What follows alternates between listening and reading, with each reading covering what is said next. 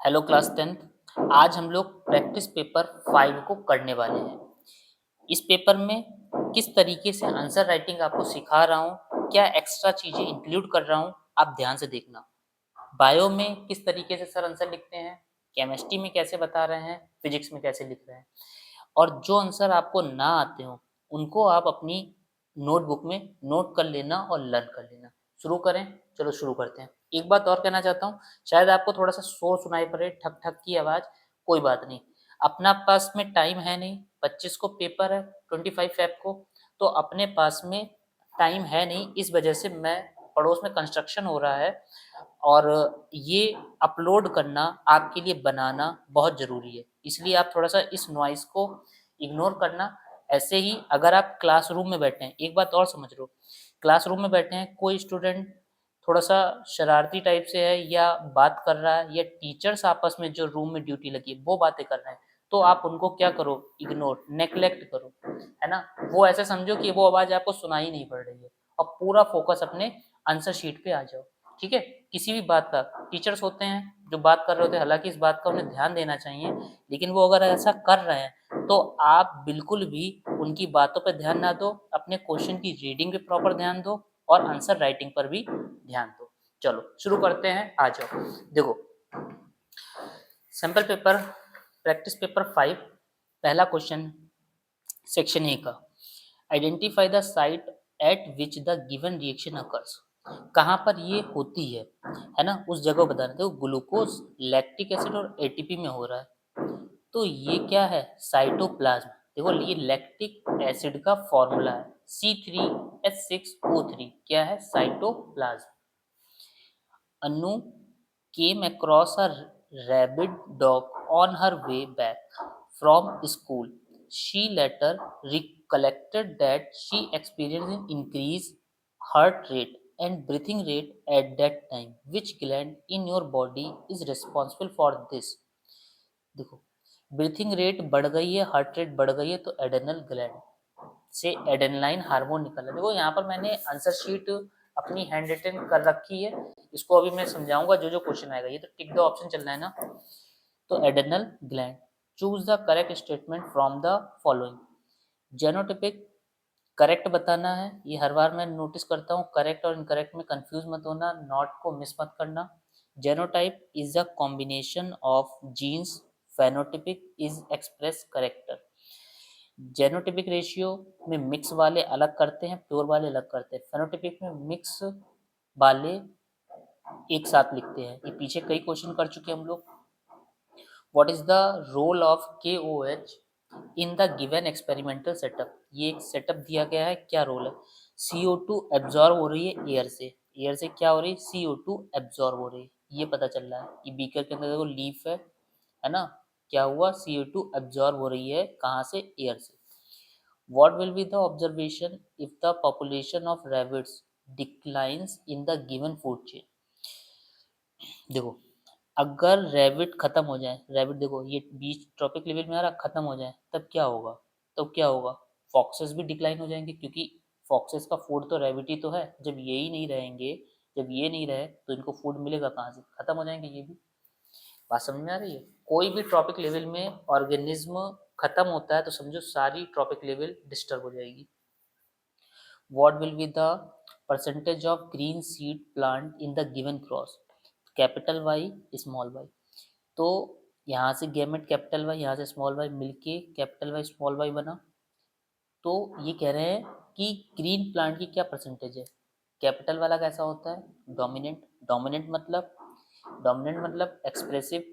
Y कैसा है, yellow. Small Y कैसा है, ग्रीन। तो यहाँ तो कोई भी ग्रीन है नहीं, तो 0%। क्या हुआ, 0%। इसमें देखना, कंफ्यूजन मत होना, यहाँ पे बहुत सारी गलती होती है। कॉलम में कॉलम 2 दिया गया है, सिंपल देखते हैं। ओवेरी, ओवेरी, ओवेरी का मैचिंग क्या है, ऑस्ट्रोजन। ये फीमेल हार्मोन है ना, तो ऑस्ट्रोजन। पहले का थर्ड ऑप्शन सी में है, तो बाद बाकी देखना ही नहीं है।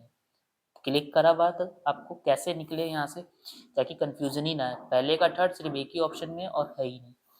नेक्स्ट क्या है, lymph is exactly similar to blood in its composition but is colorless. ये तो रॉन्ग है। ये क्या है? रॉन्ग है। एग्जैक्टली सिमिलर कहाँ होता है? इसमें तो आरबीसी नहीं होती है, प्रोटीन बहुत कम होती है, तो लिम्फ एग्जैक्टली सिमिलर नहीं है। इस वजह से असर्शन रॉन्ग हुआ। तो ऑप्शन कौन सा बना? D. Assertion wrong, reason true. Eutrophication is beneficial for the aquatic bodies. Yes, it is right. Eutrophication देखो यहाँ पर ये असर्शन रीजन में दिया है, नाम याद रखना। एक्वेटिक बॉडीज के लिए, एक्वेटिक बॉडीज के लिए ये तो सही है, ये तो सही है। तो नहीं नहीं, ये तो एक मिनट सुनना ध्यान से। यूट्रोफिकेशन इज बेनिफिशियल, देखो बेनिफिशियल है, नॉट नहीं लगा है, नॉट नहीं लगा है, तो ये क्या हुआ? फॉल्स।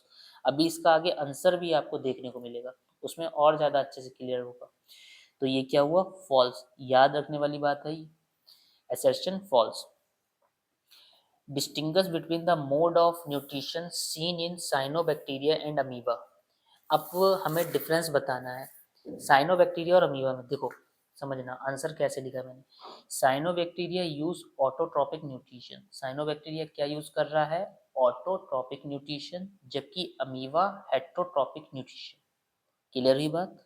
अमीबा हेट्रोट्रॉपिक न्यूट्रिशन, इसमें क्या होता है? अमीबा में फिंगर लाइक प्रोजेक्शन क्रिएट होते हैं और उससे फूड को होल्ड करता है और बॉडी के अंदर ले जाता है। इसके प्रोसेस मैंने लिखवा रखे हैं, सैंपल पेपर जो पीछे करे हैं उसमें इसका प्रोसेस भी लिखा है। इसका फिगर इरेगुलर शेप का होता है। नेक्स्ट में पूछा गया है, increase surface area is important for sufficient exchange of material. Briefly discuss any two such exchange surface in human body. देखो बिल्कुल सही है, समझना। Two example of exchange surface in the human body are alveoli in the lungs, कहाँ होते हैं alveoli? Lungs में। और villi in the small intestine.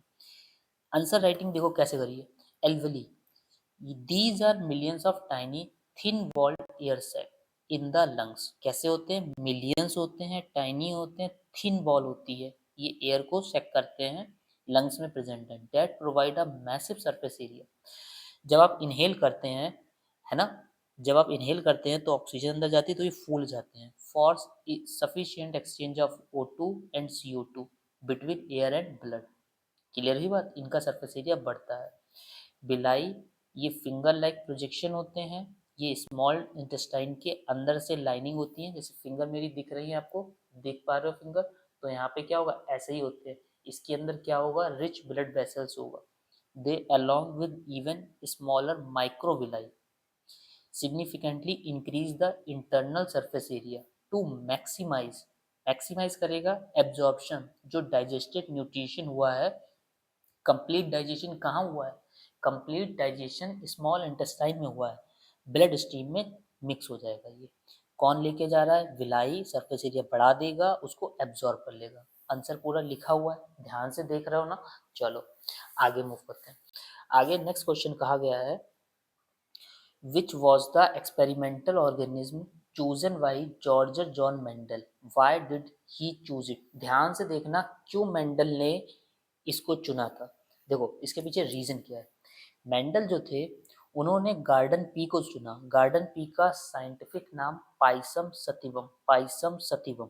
हमने इसकी एक रूल ट्रिक बनाई थी, जिसे ध्यान है, देखो किसी को ध्यान है पाइसम, पाई, तो मैंने ऐसे पाई लिख दिया था। मैथ में पाई होता है सम, पाइसम। सती, सती हिस्ट्री में चलता है सती प्रथा, तो सती बम, पाइसम सतीवम। ये किसका नाम है?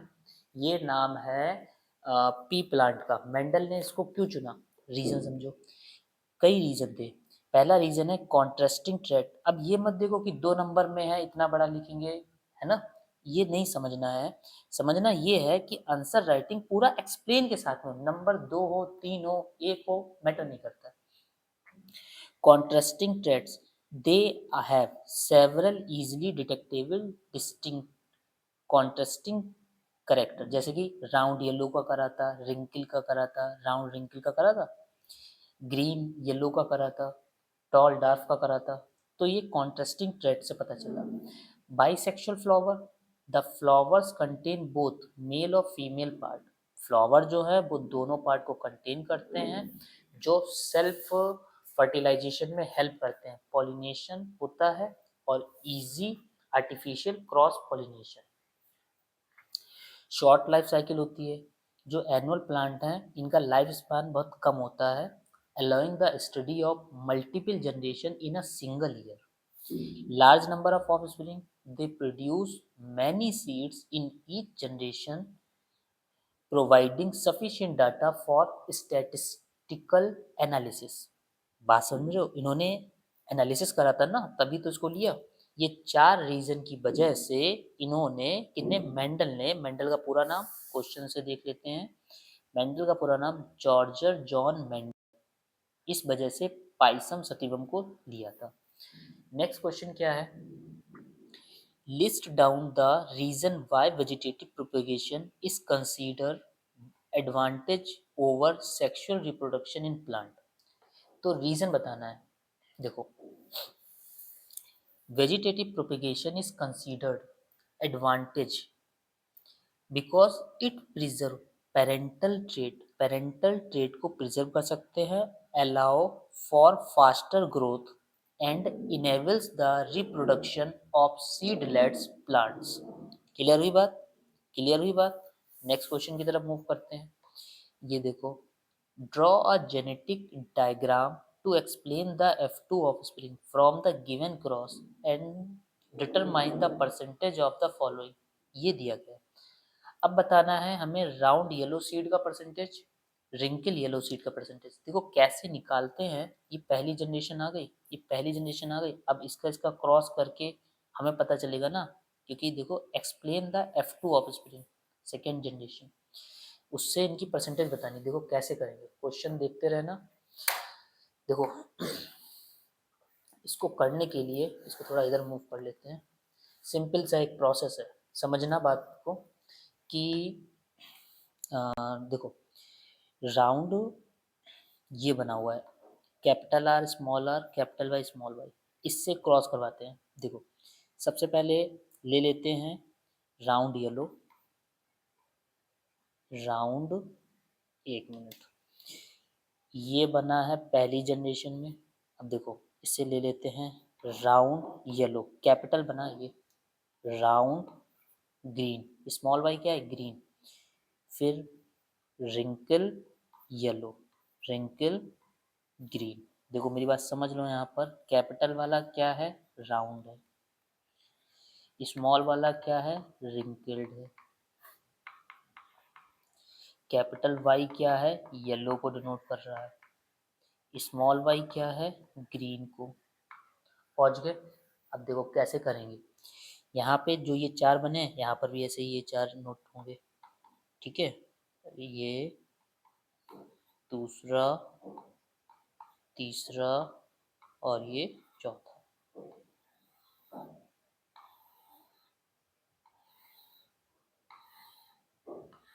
हो गए, पहुंच गए।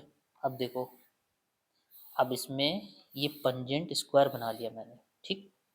कैसे बनाएंगे, इसकी क्रॉस कराएंगे, ये चारों समझ में आए, इसी से तो निकालने हैं, F2 जनरेशन कर रहे हैं, इसकी करो तो देखो capital R capital Y capital R capital Y, इसकी से करो capital R Y capital R small Y, capital R, देखो मैं बोलूंगा नहीं, देखते चलना ध्यान से, ये देखो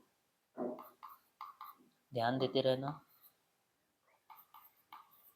क्योंकि बोलूंगा उससे कंफ्यूजन आएगा, ये देखने से निकलेगा। इसकी अब इससे कर रहा है, कैपिटल स्मॉल की गलती मत करना, ठीक है।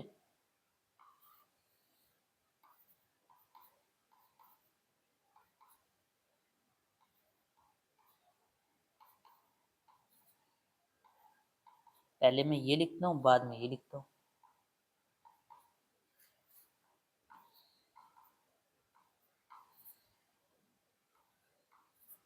और बड़ा साफ सा बना लेना।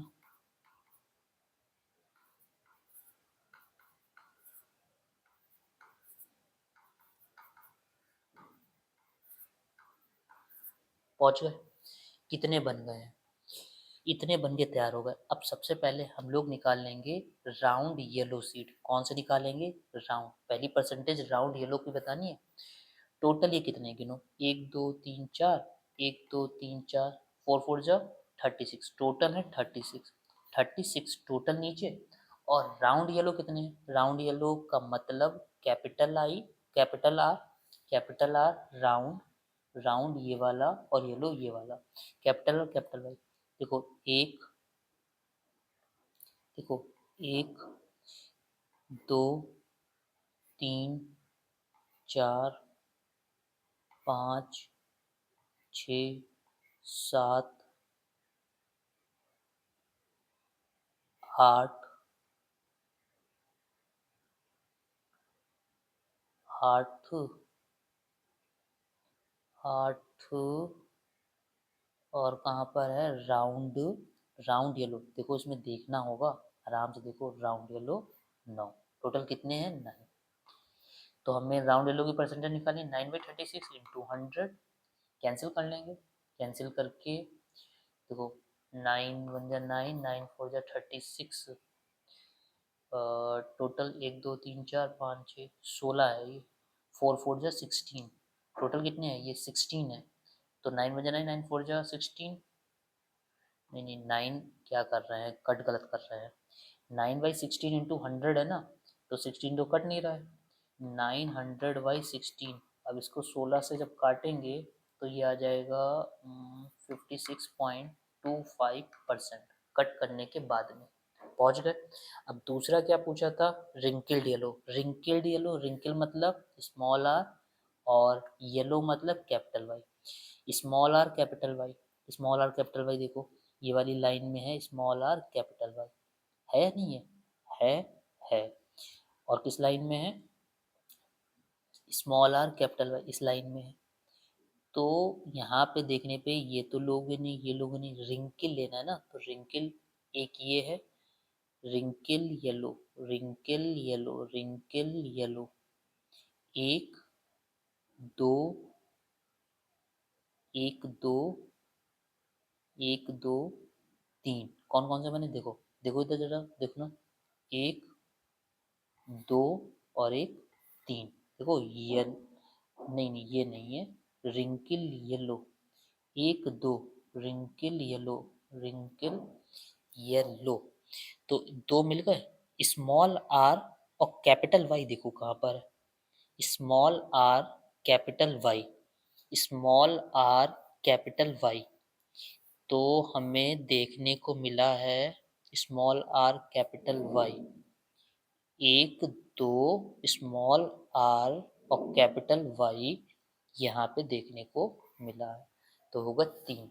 तो 3/16 इंटू 100, 300/16, 300/16 को कट करेंगे तो आ जाएगा 18.75%। क्लियर हुई बात? अब ये क्या है, ये मैंने बनाया, ये ऐसे मैं क्यों कर रहा था, क्योंकि एग्जाम में आप ऐसे ही ढूंढोगे उसमें हड़बड़ा जाओगे, हड़बड़ा के गलत कर दोगे, इस वजह से मैं आपकी तरह ही सोच कर रहा था। मेरी बात समझे, इसके पीछे क्या रीजन था? जब तक ऐसे सोचेंगे नहीं, एग्जाम में कोई रटा थोड़ी ना होगा, रटा होगा तो वो गलत हो जाएगा। तो समझा, ऐसे मैंने बनाया, ऐसे आप भी एग्जाम में बना रहे होगे। तो कैसे निकालेंगे, ढूंढना होगा, ढूंढे कैसे, स्मार्ट वे से, ध्यान देना होगा नोटबुक पर। आ जाओ नेक्स्ट क्वेश्चन की तरफ मूव करते हैं। क्वेश्चन नंबर 14 क्या है, fertilisation, fertiliser rich in inorganic, और इससे क्या पेपर छूट जाएगा? नहीं, मैंने जितने भी प्रैक्टिस पेपर बनाए हैं वो सारे के सारे प्रैक्टिस पेपर 1 से 1.5 घंटे के अंदर खत्म कर दिए, 1 से 1.5 घंटे के अंदर, उससे 1 घंटे 1.5 घंटे तक भी नहीं पहुंचे। तो इतने आराम से करने पर भी इतनी जल्दी फिनिश होता है। Fertilizer rich in inorganic chemicals leach into the water bodies to enrich the nutrient content. Explain the main phenomena and the mention any two consequences of it. समझो, यही वाला मैं बता रहा था कि ये भी मिलेगा। अभी हम लोगों ने क्या पढ़ा था, यू यूट्रोफिकेशन, ध्यान से सुनना आंसर को, occurs when excess inorganic nutrition, जब ये इनऑर्गेनिक न्यूट्रिशन बढ़ जाएंगे, primarily nitrates and phosphates from fertilizers leach into water bodies. These nutrients act as food for algae. किसके लिए फूड है ये? एल्गे के लिए। causing them to grow, जब उन्हें एनर्जी मिलेगी तो वो जल्दी से ग्रो कर जाएंगे।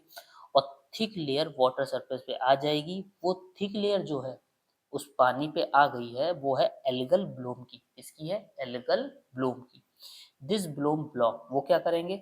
सनलाइट जो आ रही है उसको रोकेगा। वैसे पानी में तो सनलाइट चली जाती है, जब ये लेयर आ गई तो सनलाइट को ब्लॉक कर दिया from reaching the submerge plant, जो पानी के अंदर प्लांट है, preventing them from photosynthesising and causing them to die, जिससे वो मर जाते हैं। क्लियर हुई बात? और देखो ये इसका रीजन है, और अभी सेशन रीजन में क्या पढ़ा था देखना यहाँ पर। Eutrophication is beneficial for aquatic bodies. No, ये तो ब्लॉक कर रहा है क्योंकि वाटर के ऊपर लेयर आ गई। किसकी लेयर आ गई? एल्गल ब्लोम की। एल्गल ब्लोम की जब लेयर आ गई तो सनलाइट पहुंची नहीं, सनलाइट पहुंची नहीं, जिससे एक्वेटिक प्लांट क्या हुए? मर गए, डेड हो गए। तो इसका मतलब ये रीज असर्शन क्या था? रॉन्ग था। समझे? कॉन्सिक्वेंसेस भी बताने हैं। ऑक्सीजन डिप्लेशन हो जाएगा, लॉस ऑफ बायोडाइवर्सिटी होगा। ये दो कॉन्सिक्वेंसेस है। ठीक है, चलो नेक्स्ट की तरफ मूव करते हैं। नेक्स्ट में क्या कहा गया है? एक मिनट, यहाँ पे हम लोग ये कर चुके हैं 14।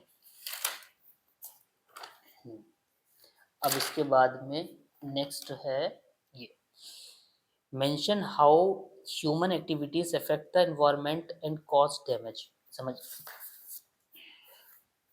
समझो क्या कहा गया? Human activities cause environmental damage through pollution, deforestation and burning of fossil fuels. Clear हुई बात? नेक्स्ट क्या है?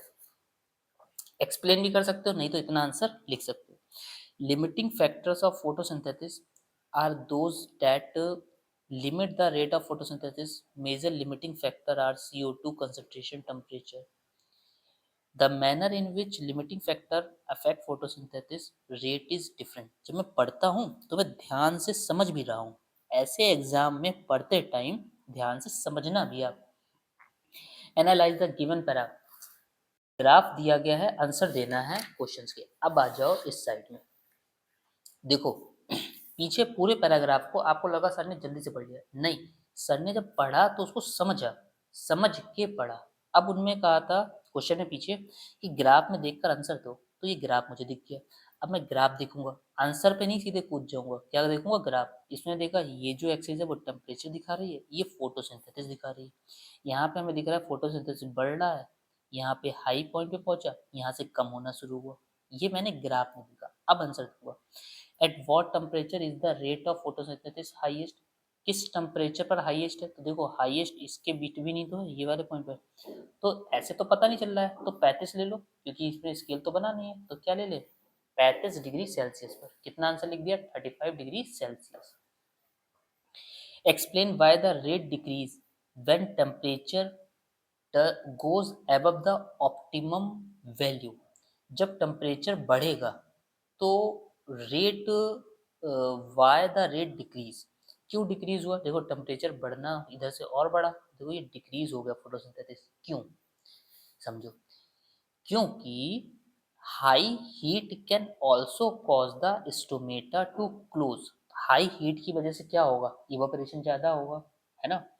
तो स्टोमेटा क्या करेंगे? क्लोज कर देंगे, श्रिंक हो जाएंगे, क्योंकि पानी से निकल चुका होगा। To prevent water loss, water loss से बचाने के लिए, which restrict the intake of CO2, CO2 को लेने से रोकेगा।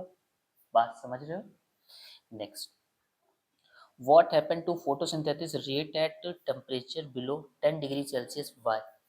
देखो एट टेम्परेचर, ये टेम्परेचर लिखा है, below 10 degree Celsius the rate of photosynthesis decreases significantly और बिकम्स वेरी लो।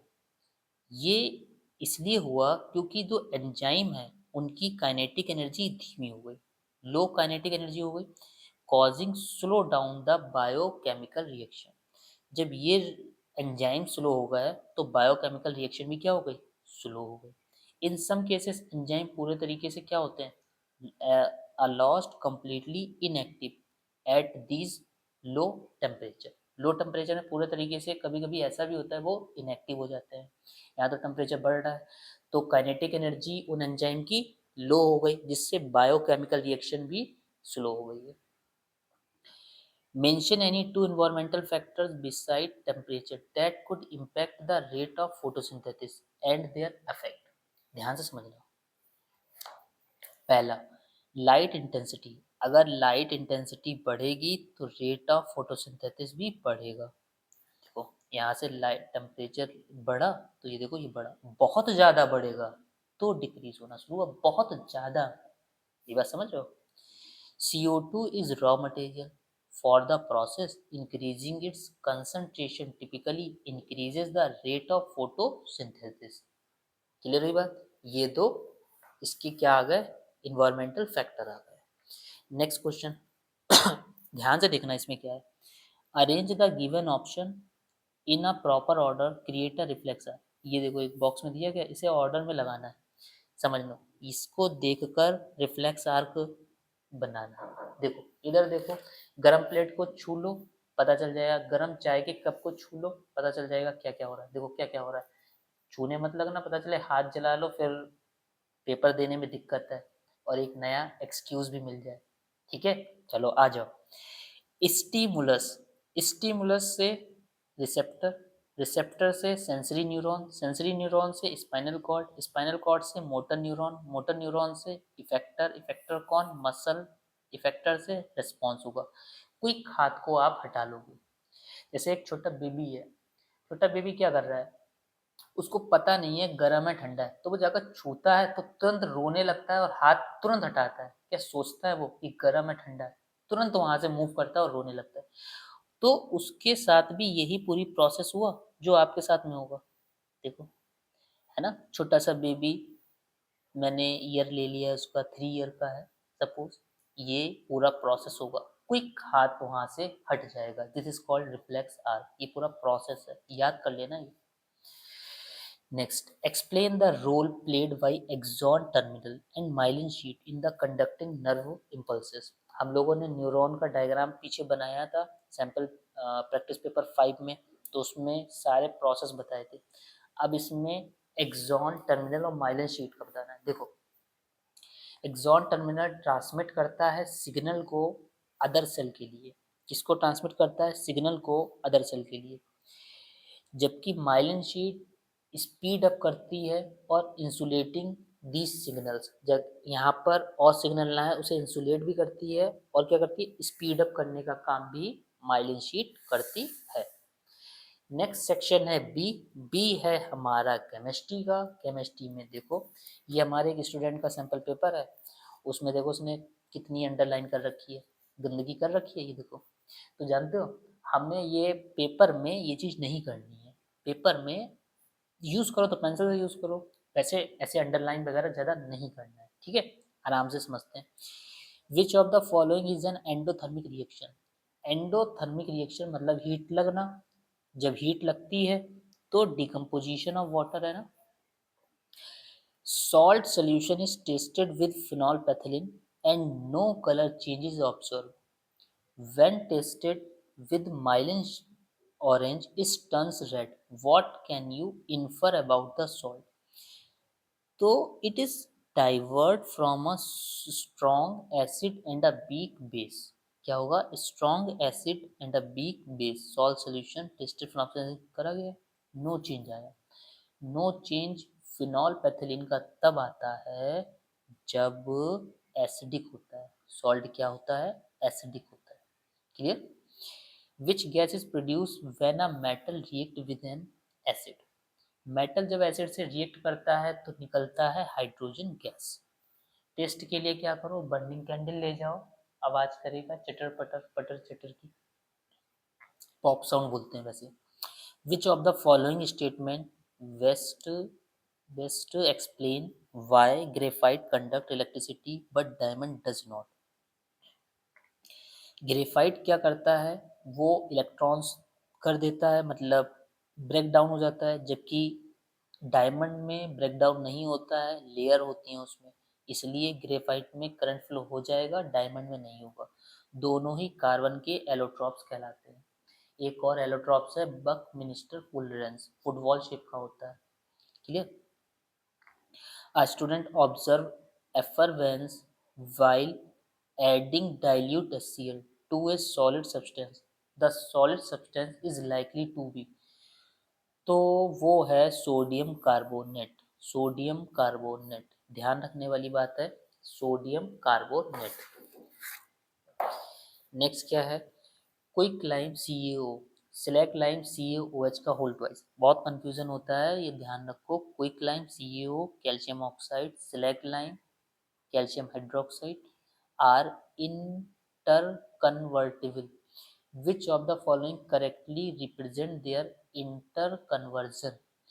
तो देखो क्या होगा इसमें, देखो CaO की वाटर मिला देंगे तो कैल्शियम हाइड्रोक्साइड बन जाएगा, ऑप्शन 1 इज राइट। 1 इसमें है, इसमें है, C और D तो एलिमिनेट हो गए। अब तीसरा क्या है, CaO प्लस CO2 करें कैल्शियम कार्बोनेट बन जाएगा। CaO प्लस CO2 करने पर कैल्शियम कार्बोनेट बन जाएगा, हाँ बन जाएगा। तो ऑप्शन हमारा बनके आ गया है, ऑप्शन यहाँ पर बनके आया बी वाला है, 1 और 3, 1 और 3 बन रहा है। वैसे मुझे तो ये गलत लग रहा है, 1 और 3 नहीं है। इसको सर्किल कर लेना, जरा रोक लेना इसको, अभी लास्ट में, सबसे लास्ट में इसको करेंगे, ठीक है। रोक लो, आगे बढ़ते हैं। पेपर में ऐसे रुकना नहीं है, वहाँ पे आगे मूव करना है, क्योंकि टाइम भाग रहा है, टाइम 3 ओवर ऐसे। आज which of the following statement about the alkane homologous series are correct, बहुत बार कर चुके हैं। Consecutive members of alkane differ single bond CH2 और यूनिट कितनी, 14 यूनिट का मास होता है। तो ऑप्शन कौन सा सही है, सेकंड वाला सही है, सेकंड का तो सब में है।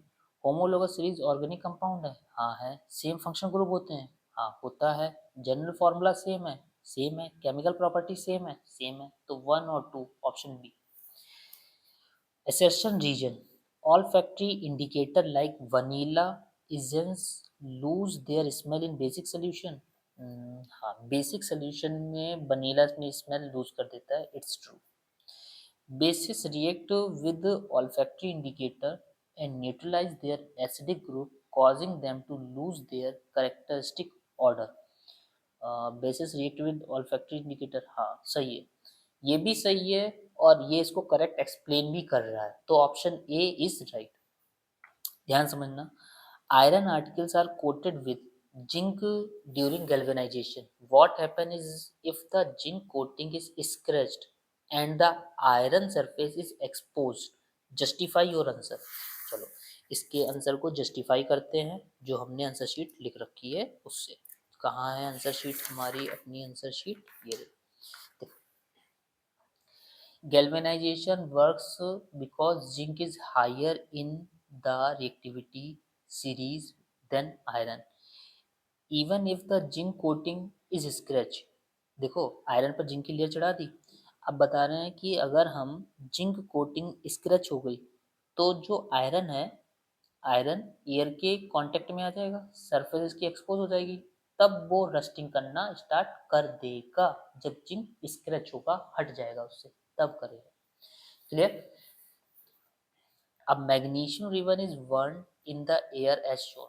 देखो मैग्नीशियम रिबन ये दिया गया है, बैलेंस इक्वेशन लिखो, नेचर बताओ, और बर्निंग से पहले क्लीन क्यों करते हैं। देखो मैग्नीशियम रिबन बर्न करेंगे तो मैग्नीशियम ऑक्साइड बन जाएगा, मैग्नीशियम ऑक्साइड वाटर से करेंगे मैग्नीशियम हाइड्रोक्साइड बन जाएगा। ये कैसा है, बेसिक ऑक्साइड है। बर्न करने से पहले साफ क्यों करते हैं सैंड पेपर से, to remove the layer of magnesium carbonate.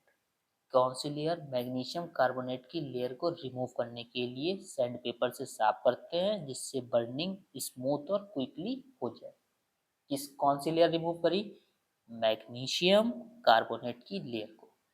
चलो आगे क्या है, you are provided with 4 metals, magnesium zinc iron copper, ये 4 मेटल दिए गए हैं। तो एक्टिविटी के साथ में रिएक्टिविटी विद डाइल्यूट HCl से करी और ऑब्जर्व करा गया। अच्छा इनकी अलग अलग तरीके से HCl से करवाई, तो arrange the metal decreasing order, decreasing मतलब बड़े से छोटा, सबसे ज़्यादा रिएक्टिव कौन है, उसके बाद कौन है, ऐसे करके अरेंज करना है। बैलेंस इक्वेशन लिखनी है, और explain why one of metals does not react at all. एक मेटल सबसे क्यों नहीं रिएक्ट कर रहा है? देखो, सबसे ज़्यादा रिएक्टिविटी जो सीरीज है उससे लर्न होनी चाहिए। क्या है? मैग्नीशियम, उसके बाद जिंक, उसके बाद आयरन, उसके बाद कॉपर। कौन सा ऑर्डर है? Decreasing order. मैग्नीशियम की हाइड्रोक्लोरिक एसिड से कराएंगे तो मैग्नीशियम क्लोराइड, हाइड्रोजन गैस निकली। Metal react with acid to form hydrogen gas, आया था ये क्वेश्चन अभी। जिंक की कराई, जिंक क्लोराइड, हाइड्रोजन गैस निकली। आयरन की कराई, आयरन क्लोराइड, हाइड्रोजन गैस निकली। कॉपर रिएक्ट नहीं करा क्योंकि कॉपर जो है वो आयरन को डिस्प्लेस नहीं कर पाएगा क्योंकि वो लेस रिएक्टिव है आयरन से, हाइड्रोजन से, सॉरी, हाइड्रोजन से कॉपर लेस रिएक्टिव है। ठीक है, लेस रिएक्टिव है इसलिए वो हाइड्रोजन को डिस्प्लेस नहीं कर पाएगा। ठीक, चलो आगे मूव करते हैं। नेक्स्ट क्या पूछा गया है? Differentiate between strong and weak acid with two example each. Strong और वीक एसिड के दो एग्जाम्पल। स्ट्रॉन्ग एसिड में हाइड्रोक्लोरिक एसिड और सल्फ्यूरिक एसिड, ये कंप्लीटली डिसोसिएट मतलब टूट जाएंगे आयंस में जब पानी में मिलाएंगे। वाइल वीक एसिड कौन सा है? CH3COH। कौन सा ग्रुप है ये? कार्बोक्सिलिक एसिड ग्रुप है। एथेनोइक एसिड, ये कौन सा है? Carbonic acid H2CO3, carbonic acid group है। ये पार्शियली डिसोसिएट होते हैं। जो पार्शियली होते हैं वो वीक है, जो कंप्लीटली होते हैं वो स्ट्रॉन्ग है। जिनको कंप्लीटली पेपर सोल्यूशन चाहिए तो वो फुल मार्क्स लाएंगे। क्यों लाएंगे? क्योंकि वो कंप्लीट कर रहे हैं। और जो पार्शियली कर रहे हैं तो वो वीक होंगे। एग्जाम पेपर में क्या पढ़ेंगे? वीक पढ़ जाएंगे। Why is acetic acid considered a weak acid? Acetic acid को वीक एसिड क्यों माना गया? Though it is completely soluble in water. समझते हैं। एसिटिक एसिड जो है वो वीक एसिड इसलिए रखा गया क्योंकि ये पार्शियली डिसोसिएट हो रहा है आयन में जब वाटर में डिसॉल्व करते हैं। Excess hydrochloric acid in the stomach causes indigestion. Antacid क्या है? Antacid like milk of magnesia, जिसे कहते हैं magnesium hydroxide, are use to neutralise this acid. Name the type of reaction that occurs when magnesium hydroxide react with hydrochloric acid। ध्यान से समझना। क्या ध्यान से समझना? देखो, ध्यान देने वाली बात है यहाँ पर। न्यूट्रलाइजेशन रिएक्शन है क्योंकि बेस की किससे कराई? एसिड से, तो बना मैग्नीशियम क्लोराइड और वाटर बाहर निकला। मिल्क ऑफ मैग्नीशिया जो है वो इसलिए प्रेफर किया जाता है क्योंकि ये वीक बेस है ना, and is only sparingly soluble in water making it gentle on the stomach। जैसे ओवर ईटिंग कर लो या बहुत ज़्यादा एसिड बन रहा है तो मिल्क ऑफ मैग्नीशिया के यूज़ करने से, या जो टैबलेट आप लोग पुदीना हरा वगैरह कुछ भी यूज़ करते हैं तो उससे तुरंत रिलीफ मिलता है। राइट। अब आप पेपर दे रहे हो ना, दे रहे हो, और बाहर क्या हो रहा है? शोर। उसे क्या करना है? इग्नोर। मैदान में क्या हो रहा? कौन क्या कर रहा? कुछ नहीं समझ देखना है। क्या देखना है? पेपर। पेपर के क्वेश्चन से सॉल्यूशन को निकालना है। ठीक है, आ जाओ वापस। क्वेश्चन नंबर है फोर्थ भी है इसमें। अच्छा हाँ, देखो, predict what would happen if too much antacid is consumed and justify your answer।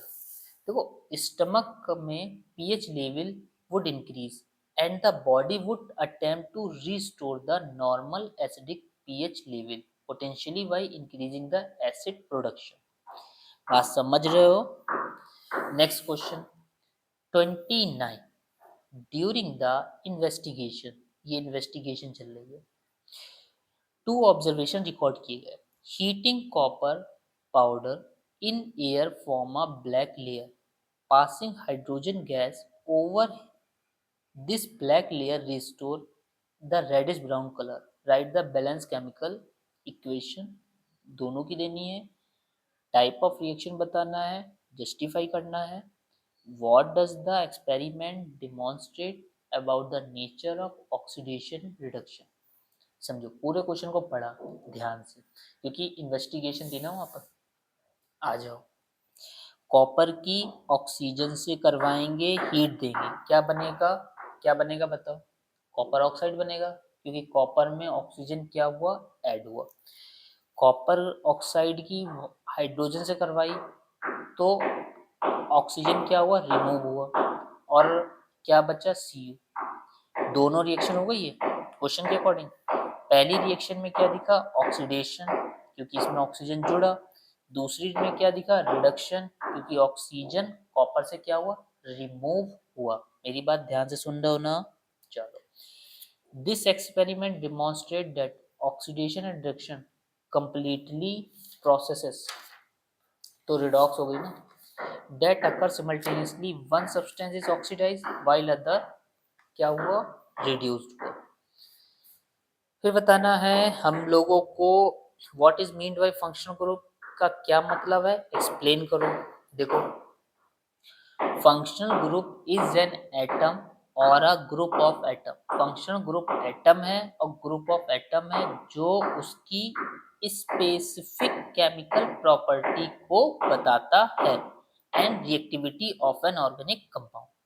Functional group जैसे कि देखो, एथेनॉल का एग्जांपल ले लिया, ये एथेनॉइक का एग्जांपल ले लिया।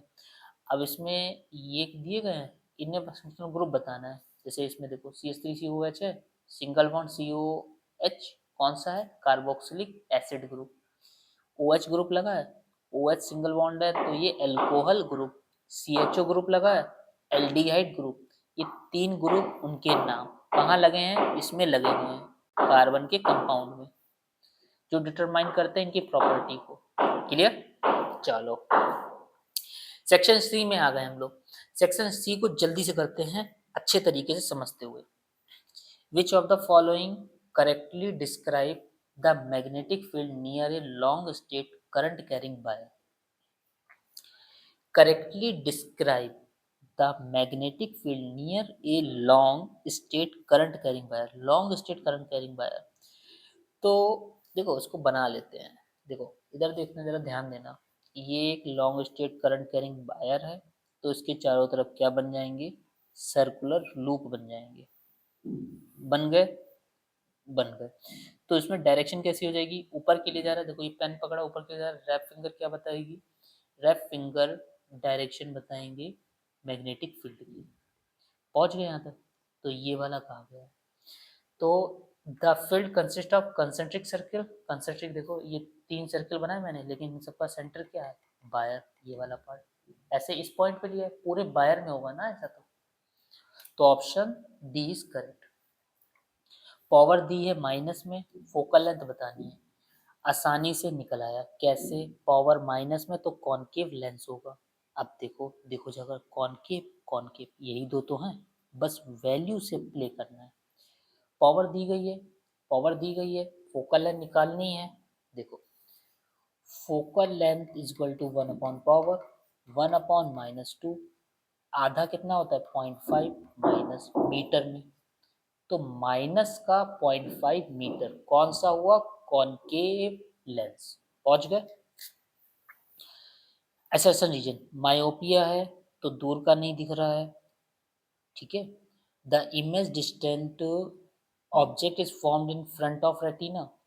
हाँ, रेटिना से पहले इमेज बन रही है, एसेशन सही है। For point of myopic person is less than infinity, ये भी सही है। फॉर पॉइंट जो है वो इन्फिनिटी से कम हो गया है। फॉर पॉइंट तो इन्फिनिटी होता है ना, उससे कम हो गया है। कम हो गया तभी तो फ्रंट में बनी। तो रीजन सही, असेसन सही, करेक्ट एक्सप्लेन भी कर रहा है। पेपर चल रहा है हम लोगों का। आ जाओ आगे, नेक्स्ट में क्या कहा गया? नेक्स्ट में कहा गया है two resistors with resistance 5 ohm and 10 ohm. ध्यान देना, ये दो रजिस्टर हैं, are to be connected to electromagnetic force 16 volt to attain minimum current, maximum current. Okay, how will you connect resistance in each case? Calculate the total current in the circuit in two cases. समझते हैं कि दो register हैं, 5 ओम के और एक है 10 ओम का। तो 16 वोल्ट की बैटरी से लगा है, मिनिमम करंट है ना, 16 वोल्ट की बैटरी से लगा है मिनिमम करंट हमें बताना है, और क्या बताना है, मैक्सिमम करंट, टोटल करंट। समझते हैं, देखो। तो पहले तो रेजिस्टेंस समझो, I1 निकाल लें, V upon are, R1। V किस में ले लें, V है 16 दिया है, R है 5, इससे कट कर लें। तो 5 से इसको कट करोगे, 5 3 जा 15, 5 3 जा 15, एक बचा 0, 5 2 जा 10। तो ये एम्पियर में आ गया करंट 1। दूसरा निकालने के लिए V अपॉन R2, V कितना 16, R2 कितना 10, कितना आ गया 1.6 एम्पियर। पहुंच गए, ठीक है। टोटल करंट बताना है, I is equal to I1 plus I2। I कितना है, I1 3.2 और 1.6, 6 और 2 8, 3 और 1 4 एम्पियर। ये क्या आ गया, टोटल करंट आ गया।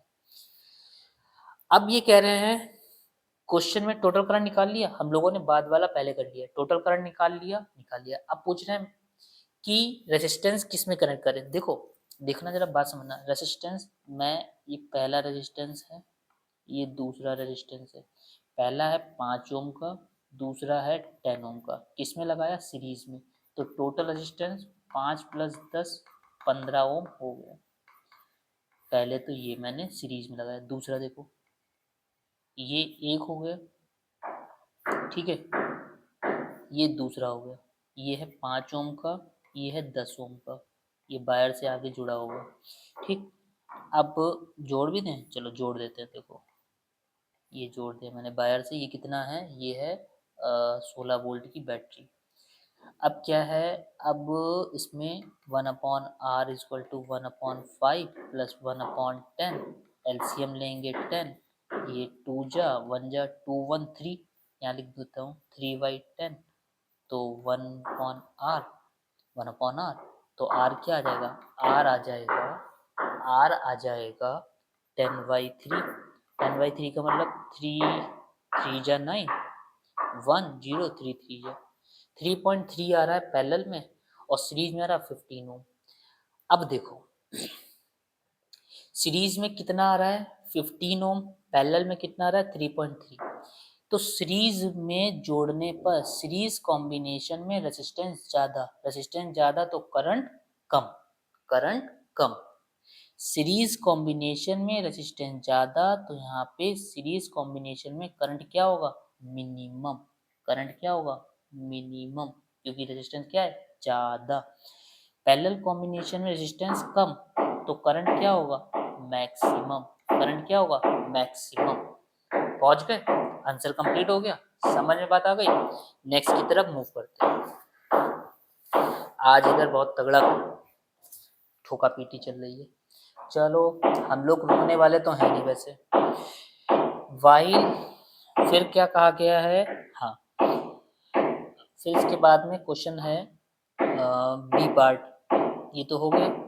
While repairing home's wiring, Mohan connected several high-power electrical appliances like a heater, iron to single पढ़ता हूँ मैं, single लिखा है, socket using multiple extension cord. Shown the fuse in the circuit below. The phenomena responsible for blowing of the fuse. तो phenomena कौन सा है, overloading हो जाएगी, एकदम सब ऑन कर देगा तो क्या होगी, overloading. Explain why it happen, समझो क्या हुआ, ओवरलोडिंग हो गई, समझना। ओवरलोडिंग हुई है, ओवरलोडिंग की वजह से too many high power appliances are connected to a single circuit simultaneously. High power के एक साथ कर दिए ना, सिंगल सर्किट सिमल्टेनियसली, ध्यान से देख रहे हो ना। नेक्स्ट क्या है, नेक्स्ट समझते हैं। नेक्स्ट मैं समझाता भी हूँ उसमें लिख के। इन द गिवन सर्किट डायग्राम, ये किया गया है। फिर हो रहा है कैलकुलेट द पावर कंज्यूम। जब स्विच S1, ये S1 लगा है, ये S2 लगा है, S1 को क्लोज कर दें, S2 को ओपन कर दें, ठीक है। फिगर ध्यान से देखना, ये S1 है, ये S2 है। S1 को क्या करते हैं, क्लोज, तो क्या होगा, तो पावर कैलकुलेट करनी है। देखो समझना, इसको इधर रखते ताकि मुझे भी क्लियर क्वेश्चन दिखता रहे। देखो समझना, यहाँ पर ध्यान देना। S1 को जब क्लोज करते हैं पहले वाले के अकॉर्डिंग, जब S1 हम लोग क्लोज करेंगे तो पावर का फॉर्मूला, हमें वोल्टेज गिवन है और रेजिस्टेंस गिवन है, तो पावर का formula V²/R।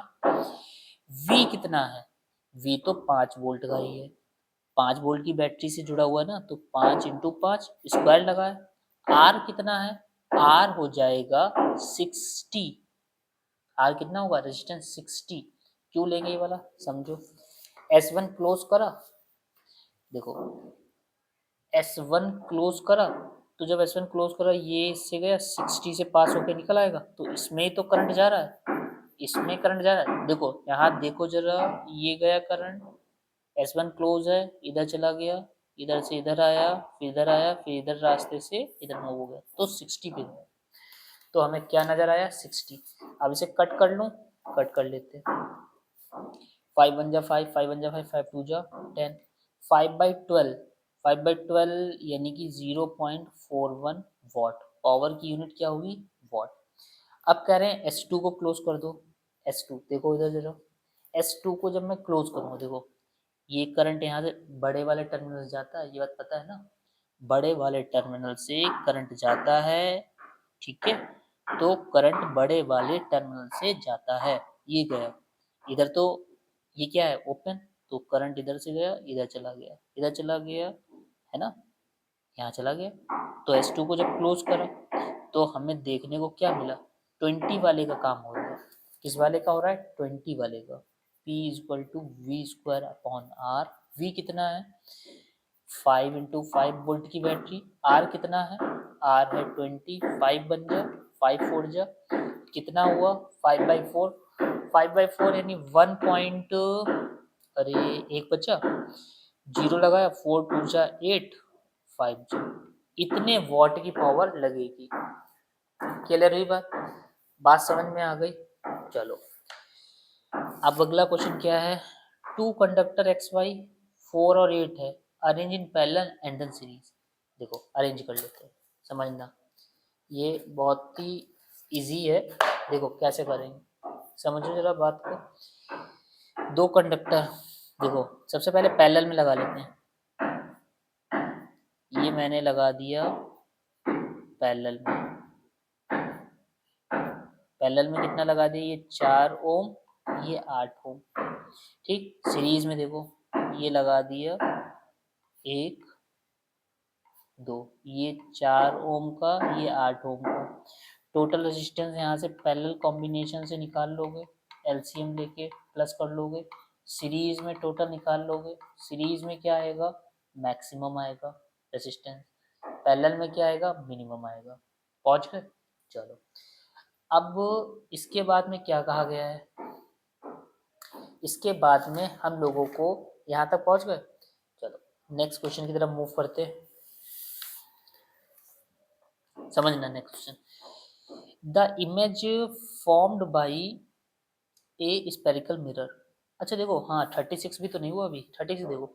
Suppose you are a planner and you have to construct 2 room house. अच्छा, client want to living room, there should be provision of done LED bulb. LED bulb लगाना है, electric fan लगाना है, refrigerator लगाना है, plug point देना है, 2 kilowatt की सप्लाई है। डायग्राम बनाओ, फ्यूज बताओ कहाँ लगाएंगे।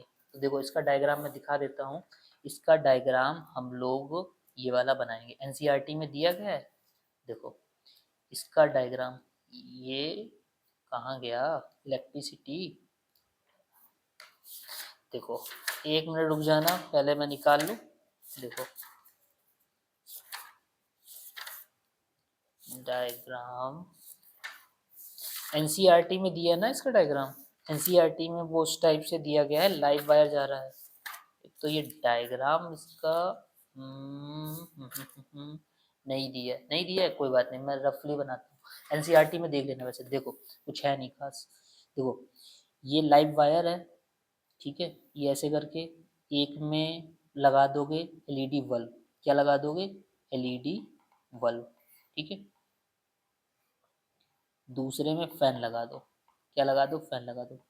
तीसरे में क्या लगा दो, अरे तीसरे में क्या बोल रहे हैं, रेफ्रिजरेटर लगा दो, रेफ्रिजरेटर लगा दिया, ये लगा दिया, ये जा रहा है, ठीक। अब ये लाइव वायर के साथ में क्या लग जाएगा, फ्यूज लग जाएगा, क्या लग जाएगा, फ्यूज लग जाएगा। यहाँ पे एक स्विच दे दो, तीन प्लग वाला, वो दे दिया, ये तीनों चीजें लग गई। ये लाइव वायर चला जाएगा, एक चला जाएगा अर्थ वायर, और फ्यूज कहाँ चल लगेगा, लाइव वायर में। फ्यूज कहाँ लगेगा, लाइव वायर में, फ्यूज लाइव वायर में लग जाएगा, यहाँ कहीं ये फ्यूज लग जाएगा, ठीक है। ये रफली ऐसे ही बना दिया मैंने, एनसीईआरटी में देख लेना, बहुत अच्छे से बना हुआ है ये। क्लियर, पहुंच गए, चलो। फिर इसके बाद में है द इमेज। अच्छा, इसमें एक बात देखी, मैंने पैरेलल कॉम्बिनेशन करा है और फ्यूज सीरीज में लगाया है, ये इसमें ध्यान देने वाला है। अच्छा, image formed by a spherical mirror is real inverted and is of magnification -2। अच्छा, मैग्निफिकेशन -2 है if the image is at a distance of 30 centimetre from the mirror.